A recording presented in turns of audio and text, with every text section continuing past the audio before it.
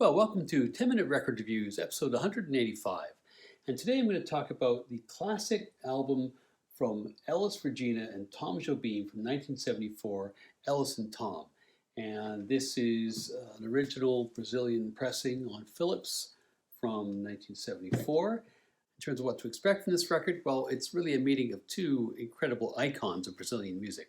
Elis Regina, who is probably the most famous vocalist, male or female, in Brazil of the last 50 or 60 years, and Tom Jobim, who of course is a legendary bossa nova composer and co-founder. It's an amazing record, and arguably it's also the last great flourishing for both of these incredible talents. I've talked about both these artists in prior reviews, so I won't linger too much on their biographies, just touch on the high points here. Elis Regina was born in Porto Alegre. She was a child and teen singing sensation. Eventually she becomes famous in Brazil around 1965 when she makes a series of TV appearances. She then is asked, along with one of her musical collaborators, Jair Rodrigues, to host a TV show of her own, O Fino da Bossa.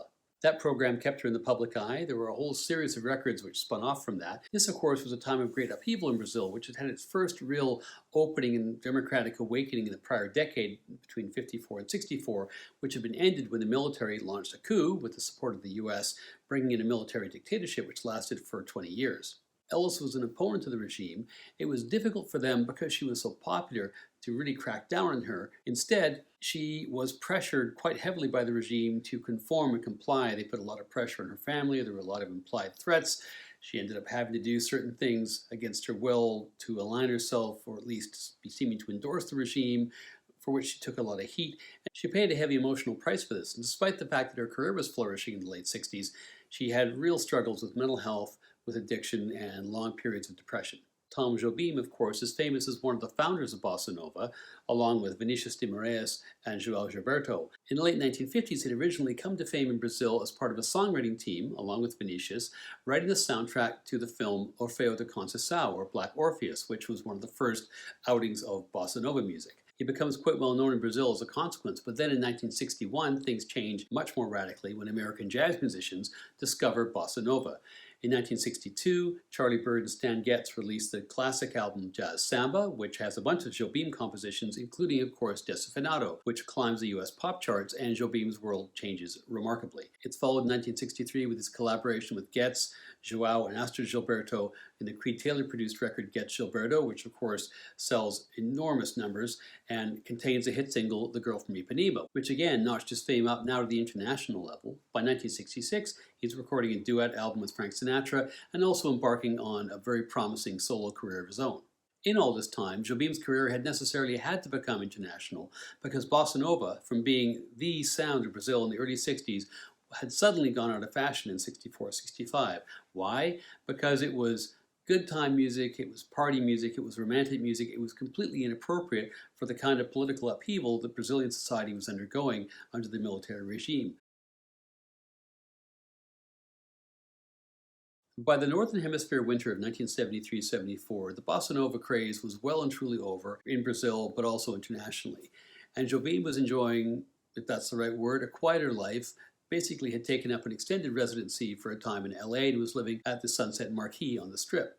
Meanwhile, Elis Regina, who was by some distance the biggest pop star in Brazil, was reaching the 10th anniversary of her deal with Philips, her label. And the label said, "Would you like some kind of a present to mark your 10th anniversary?" And she said, "Yes, what I've always wanted to do is record a whole album of Tom Jobim's songs with Tom Jobim himself." So, in January 1974, the label president calls up Jobim at his hotel in LA and says, "Elis wants to do this record. Are you in?" And Tom says, "Yes, I am." But he didn't want to leave LA.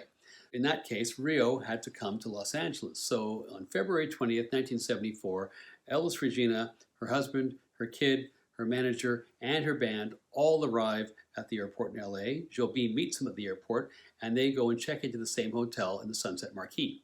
What follows is a 2-week period in which Elis and Tom and their entourage of Brazilian musicians basically spent 2 weeks completely immersed in music. They eat together, they hang out together, they record, they jam. Everything is very communal, very collective. You can see the photographs from the time. There's a zillion people in every photograph in the studio and so on. They're absolutely immersed in the sound. The track list for the record is very carefully chosen. There's a few well-known Jobim standards like Triste, like Corcovado, like Aguas de Marzo, which kicks off the record so spectacularly. But there's a lot of other lesser known tracks which really, I think, are quite well chosen to frame Elis's superb voice. Elis's other work within the world of Brazilian popular music tended to be much busier than the sound on here. Jobim's compositions are spare, are elegant, there's lots of white space, they're very simple. They give her a frame in which to shine, but also it's a much less hurried and more intimate musical plane. The producer is a guy called Aloysio de Oliveira, who was a really key figure in Brazilian music in the 20th century. He works for Odeon Records as a producer. He starts his own label, Elenco Records. In doing so, he's instrumental in launching the careers of lots of the bossa nova generation, although he didn't work that much with Jobim, and I think this was the only time he ever worked with Elis. Elis, of course, is on vocals all the way through. Tom contributes vocals here and there to really good effect. He also plays piano on most of the tracks and chips in also here and there on guitar. The other significant player on the keyboards here is a guy called Cesar Camargo Mariano, who in addition to playing piano and electric piano, does almost all the arrangements. Elio Del Miro and Oscar Castro Neves share duties on guitar.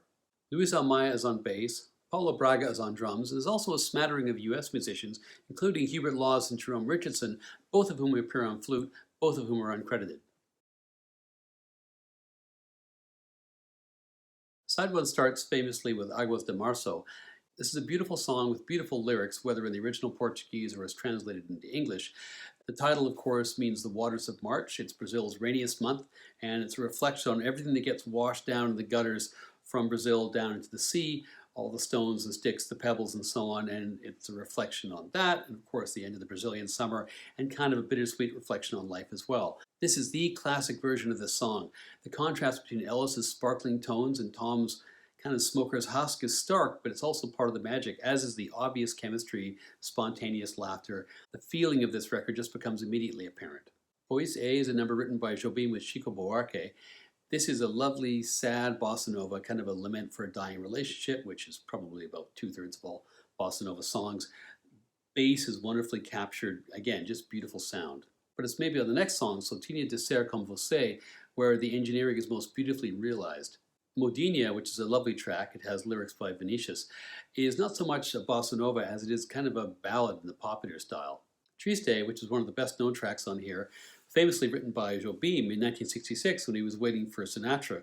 Sinatra had made a date with Jobim to make a record, which they eventually made, but it stood him up because he was having a bit of an enforced break from Mia Farrow at the time, and he'd gone off with his crew to Barbados, and so Jobim was stuck in a hotel. He writes this tune. Elis's treatment on that track is fantastic, and her work on the next song, Corcovado, is also excellent. The side concludes beautifully with a very tender O Quietinha de Ser. Side 2 starts with Rachado and Branco e Preto, which has heavier orchestration at the start. It's almost a chanson feel, like it could be an Aznavour track from the same era. The next track, Brigas Nunca Mais, is a total contrast of mood. It's about the happiness and the exhilaration of making up after a fight. It's also a wonderful delivery by Elis of a Vinicius lyric. Por Toda a Minha Vida is about falling in love, about the sense of utter infatuation. Elis's performance here is superb. Her high vibrato and then the control she has in the lower registers, such a gift. Fotografia, which is a very gentle song, has kind of eccentric production. This is the only, it's even strong I think to call it a misstep. It's a minor misstep on the whole record, where you have these very upbeat passages interspersed with what is otherwise quite a gentle tune. It doesn't entirely work.